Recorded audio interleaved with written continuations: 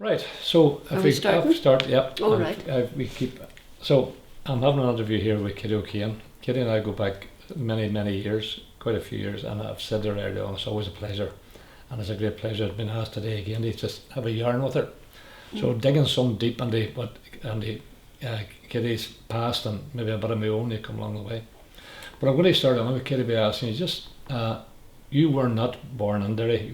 No. You were born in Donegal, wasn't it? Aye, St Johnson, So County Donegal. You were educated in Donegal. I went to the primary school in Donegal until I was 9, I think. Aye, and then I was encouraged to come in because my father was from Derry, and he was that therefore gave us entitlement to get an education, secondary education in Derry if you got the 11 plus. Yeah. So I was sent into St Eugene's. Because I think at the time you're saying that there was no secondary education possibility for you in Donegal at that time.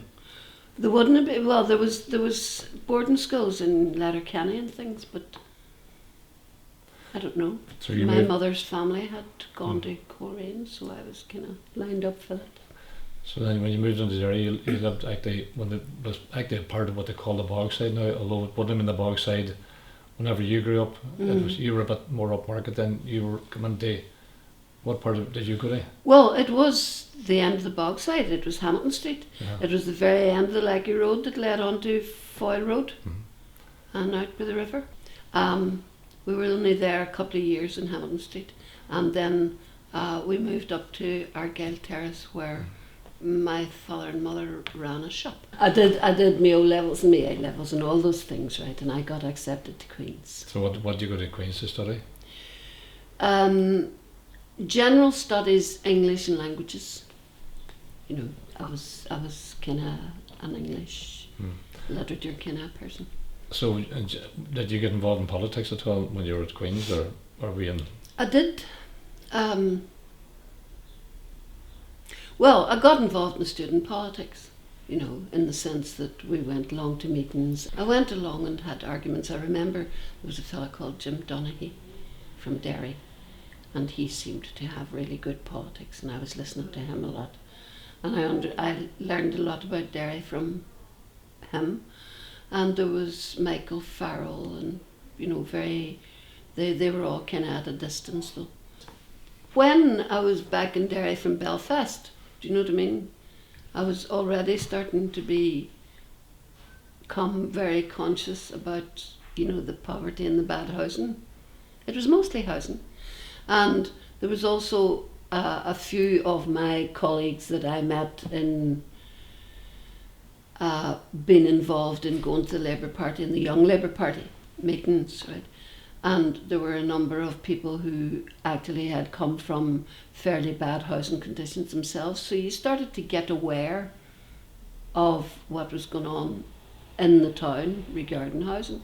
And then also I started to get very quickly aware about voting and things like that, which to my mind was just the most shocking thing in the world. There was I thinking, you know, sort of the people had a vote. You know, you had a vote when you got to 21, and that was it. You would have a vote, and there were a whole lot of people who never had a vote, and that was significant in my memory because I thought that there's something very unfair about this.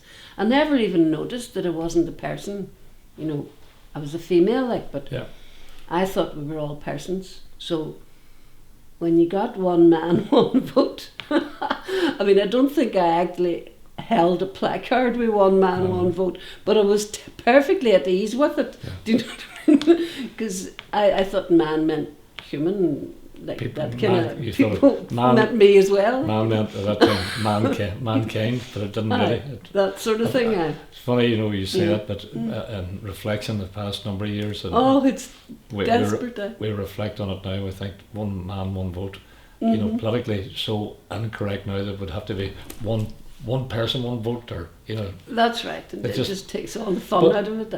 But you know, But I really thought, you know, I was a person as well. Do you know what I mean? You didn't think there was something different about you simply because you were female. I just didn't think so.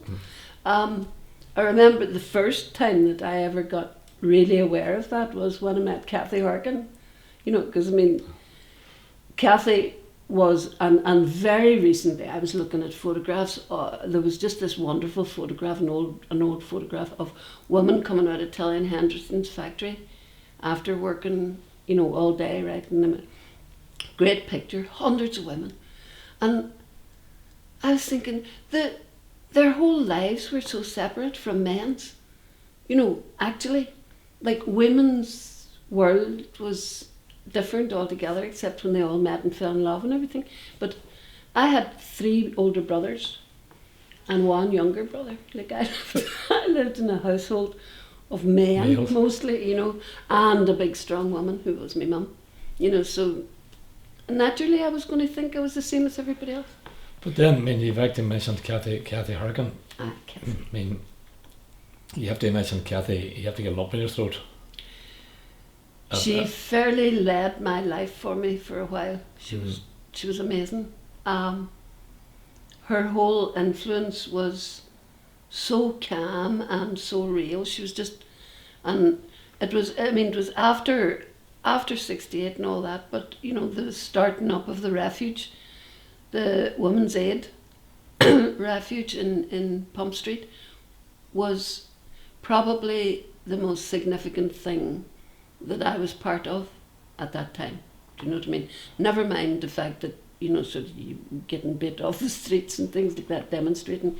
That didn't seem to have definite, real effect on me. I mean, when we opened it up, like, you had 2 nights a week, you had to be in the entrance.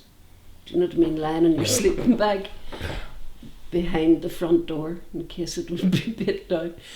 It was a very significant introduction to the kind of pain and poverty that people really, really suffered on the ground.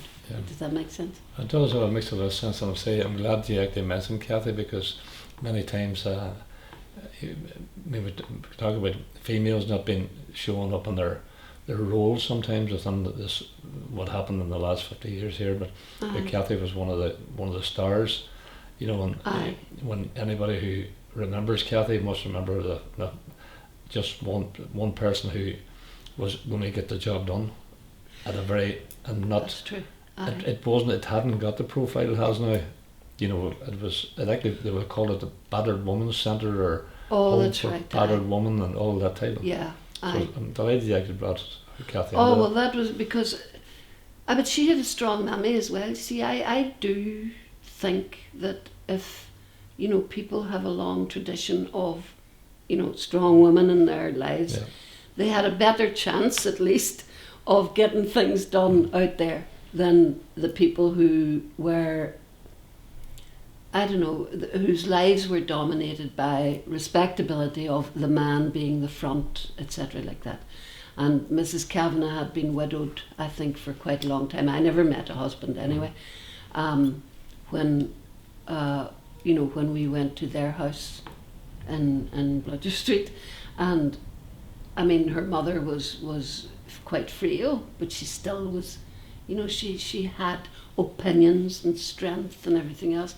I'm not surprised Kathy became the great woman she was. You know, she was. So and she was beautiful. Yes. When you're involved with the Labour Party, was it Northern Ireland Labour Party? It was the Northern Ireland Labour Party. It was the Northern Ireland Labour Party, the sort of junior version, the Young Labour Party, and I was in that. Who was involved with you in that? Well, most prominent was Ivan Cooper, because we often didn't agree. Let's put it like that.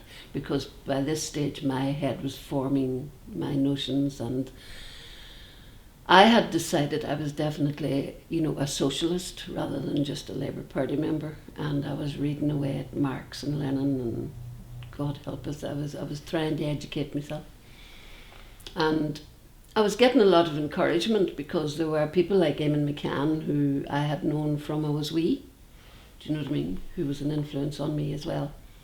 And he was, I don't know, he was there sometimes, I mean, I never really noticed when he wasn't there, but he was seminal in my formation of my ideas when I was, when I had questions to ask, that's who I asked. And the Young Labour Party was a whole mix of people, Like Derry McLaren was there. Well, I don't know if Dermy was in the Young Labour Party. I can't, I remember him from outside it, but not meetings. Maybe Dermy avoided meetings because there was an awful lot of arguing. You know what I mean? It might have been that, or it could have been that he was there and I just didn't notice. But the people that were my enemies were not Dermy and people, sort of civilised. It was like I think I remember at the time we were talking about it would have been hard to differentiate between what group people belonged to at that time in politics. That's in the right, town. because we were all it was very fluid, and there was also, there were people that you met that were, if I remember, I always remember October the 5th. Can I go on to that? Yeah, right? Because that march was, my mother stood like this here at the front door, with 2 arms out like that there, and she said, "Don't be going, love. They'll murder yous all." Right? That was my mother. I said, "Mommy, don't be silly. We're only going to march for our rights." The fools. And that was the kind of complete innocence we had. And years later, when I was talking to my mother, I said, "What did you do that for?" And she said, "Look," she said, Eddie McAteer and his team would be down Little Diamond, protesting. She said, and they just got bit off the streets. And I said, "Well, but we weren't on about United Ireland or anything else. We were on about people's decent living conditions and jobs, Mammy, jobs." And she said, no. She said, it's just, there wasn't very much acknowledgement in our family. They kept quiet about, sort of people being discriminated against and everything. But I was becoming very, very aware that we were not on an equal par with most of our neighbours. And just you're saying so now that they had a trigger with me was when you lived in that area, it would have been quite a mixed area too. In Argyll Terrace? Big time. And your people were in business. Aye. So it That's would not have been right. advantageous maybe at the That's time right. for you two to be. Oh, absolutely. And I think, my father didn't have a political thought in his head, but I'm sure Mammy knew well why we had to behave ourselves and be civilised to everybody. And our next door neighbours were probably great people, great people. Down the street, there was a family with a policeman daddy and 3 boys who were in the B specials. Do you know what I mean? We had ordinary civil behaviour between us all. So maybe it didn't strike me for a very long time. Well, you're young. Well, I was young as well, I wasn't thinking about other people. You go back onto the pre-5th of October. Obviously the conditions in town. The sort of housing. You say housing was the one that actually struck you It was first. the one that struck me, definitely, because there was. You see, down in Orchard Street, there was one of the trade union buildings was in Orchard Street, so that when you got onto Orchard Street, you started to see that was like the people who lived there lived in tenements. Yeah. And that was the first time when I went into trade union building for meetings about whatever it was, that I started to notice that people were living on, in a room, a whole family. That was the kind of thing that struck you about Orchard Street. And then I began to wise up and realise that this was real. Employment too in the city. How did you find the employment situation? People who didn't have work. Let's put it like this. The only way that I could see it very, very clearly when I was younger was in the shop, because you'd have a book, right? People had books. And there would be people who would quietly get just an extra box full of food handed out to them by Mammy and Daddy, and it wouldn't be put in the book. Yeah. And that was the kind of thing that you noticed, and it just got, it got done, and that was what you did then when it became difficult for people to. So, when we talk about the 5th of October now, people say it was a seminal moment in sort of our history. That what were you doing at that time?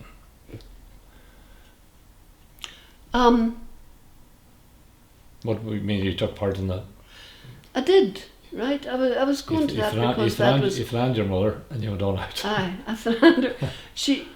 It was because it was necessary. I mean, it was just something that was so necessary. It was going to be a march for our rights to get a house and get a job and get. It was so simple what people were. I thought. It was so easy to go out there and walk from the station over to the Diamond, I thought, right? And we were finally going to, and the whole NICRA involvement had been serious, and then the one down, now I didn't know very much about the one down at Dungannon, Coll Island then, but I knew it had happened, and I thought, this is what we're just going to keep up the momentum now and try and draw attention of this government to the fact that there's loads and loads and loads of people with no jobs and no houses. That was at the time too. Were you there to overthrow the state, or were you there to reform the state? What was your thinking at the time? I think I was very wary of the fact that Captain O'Neill was quite a separate kind of human being from what I was, but I wasn't really quite sure what it was except money that made him like that. I thought I knew that the Protestant people near me all had jobs always, and their offspring had jobs always, and that the Catholic people near me didn't, and that was about it. I mean, there was Sammy up behind us, and Sammy had a job as a bin man. Do you know what I mean? There were people. It began to become clear that there weren't any of the Protestants around me that didn't have work, and that there were an awful lot of really, able and interested Catholic people that didn't have anything and never could get anything. They were forever living in the dole, trying to make ends meet and stuff like that. So and the dole wasn't very happy either. So that's a picture of you as in the town and what motivated you. But now, if we're going to another side of it, and this is a side that we didn't give much. No, none of us gave much pass many years ago. And I think you were back to the placard, one man, one vote. When you reflect on it, hilarious. Yeah, that there were. I mean, in my memory, there was females who were involved at the time. There were fewer, that because I think maybe in my mind it was because that was the way things were at the time.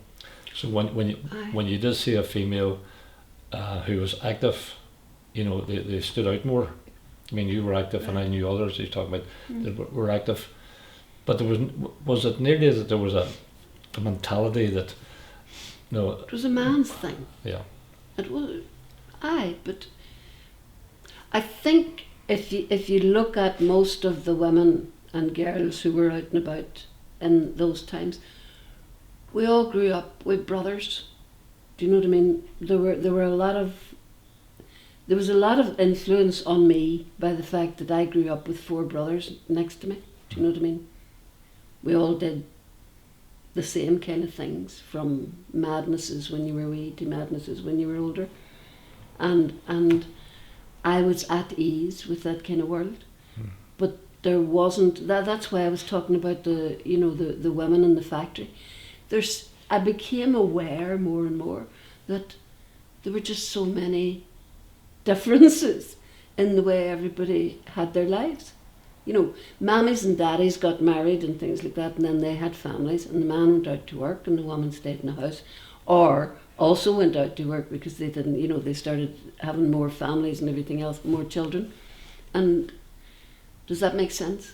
It was like a different world, and there were parts of that separated world that I didn't enjoy at all. I mean, hanging around with girls alone never really turned me on in my life. You know, I mean, I needed a bit of banter and But on. would you recognise at the time that, you know, the inequalities of sort of for the inequalities for females to be a major part of it? I mean, I'm thinking back that if you think it back to the NICRA, which itself was predominantly male.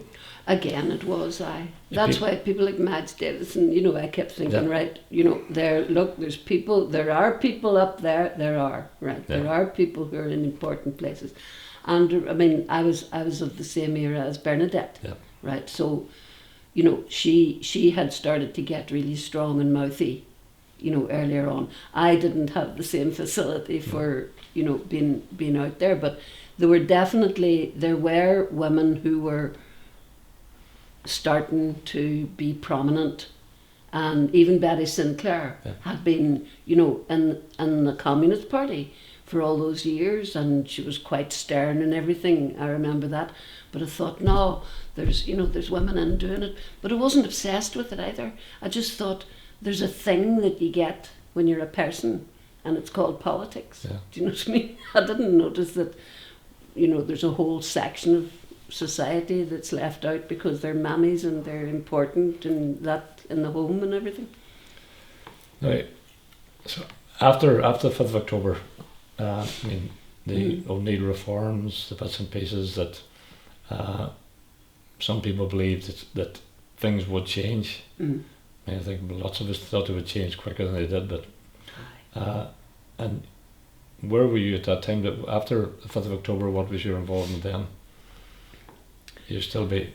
I suppose my general involvement was politicking and trying to get people persuaded by the fact that we definitely had to keep on looking for, you know, keep on agitating. But I think as time went on, then the woman awareness thing came to me. Do you know what I mean? The fact that there were, and certainly when the refuge started, I mean, that was seminal for me, was actually understanding that there were people who behind closed doors were very, very badly treated by men, generally, you know. I can say one thing, probably without having to be saying, but this was not a religious thing. This was across the board. That's right. This was not. Aye. So I mean, I mean, your politics have been I've known you from before that have always been very non-sectarian, very socialist based, just rights based and general rights based and female rights based. And I think you point out the fact that the women's shelter was one of the tangible things that you could put your hand on and say, look, this has made improvement for generations. I suppose, and maybe it was that there was a draw to do something practical on the ground that you could do. But before that I had visited in the Fountain where people were in as bad a conditions of living as they were anywhere else in the town, and that was pretty well established, you know what I mean? Like, you didn't... It's... I don't know, you see, I muddle up what happened, and I don't want to get sort of chronological about it. That's the problem. There was just this... For me, they were all tied in together into the way that I saw the politics that were all around me in society, and I began to realise there were the haves and the have-nots, and that was very... There was also the haves and the nots, but there was also the powerful and the powerful, and males were actually more powerful at the time. And still are. Right. Still are. Glad you corrected me that. But nevertheless, do you know what I mean? When you get somebody like Theresa May and everybody's slagging her off. You know, there's a whole lot of nonsense about her gender, right? Which just makes you die laughing. All these years we've been fighting for civil rights, you know. So I don't significantly make a difference between genders in that respect, but I do know that we've got a long way to go, girls. So the 5th of October, I mean, sometimes saying that the day the trouble started, but I mean, what they say is that the day the trouble started. Would you believe that the civil rights movement started the troubles? Because I mean, sometimes that's portrayed as these people, this group of people, actually done this and started the troubles. It started a fair amount of troubles, but the civil rights movement didn't start anything. The police attacking us started something, and I presume they were ordered to do that. You know, there wasn't any troubles came out of the civil rights movement except people getting battered and slaughtered and, you know, thrown into hospitals because they were so abused by the forces of the state. Yeah. That's real. I don't even think otherwise. Like, the civil rights movement was about housing, proper conditions for people, and education and jobs, you know. And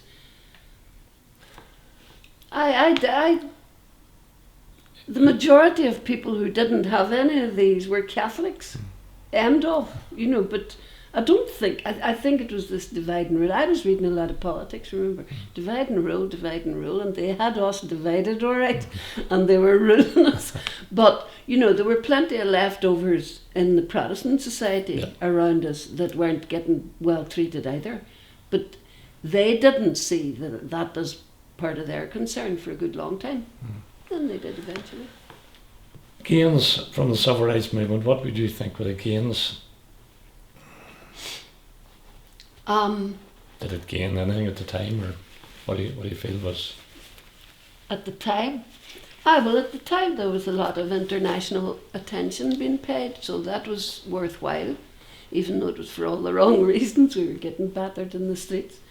But there were a lot of people who started to become aware, more or less like I did, that, you know, this state was a bit wobbly in its own, and it was only maintained by keeping a whole cush of the population in misery. Right, that was the size of it. Up off her knees. I think that was a good expression, and I think that an awful lot of people realised that they just had to fight back because they couldn't take any more abuse. Well, I'm going to maybe close this now by saying thank you very much, Kitty. It's been a pleasure as always, and thank you very much. Always a pleasure. Thank you. Wow, thank you. Brilliant, first class. Is it? And you do a remote clip or something? No, it's recording video, you see. I see. And then you just get one out. 1, 2, 3, smile.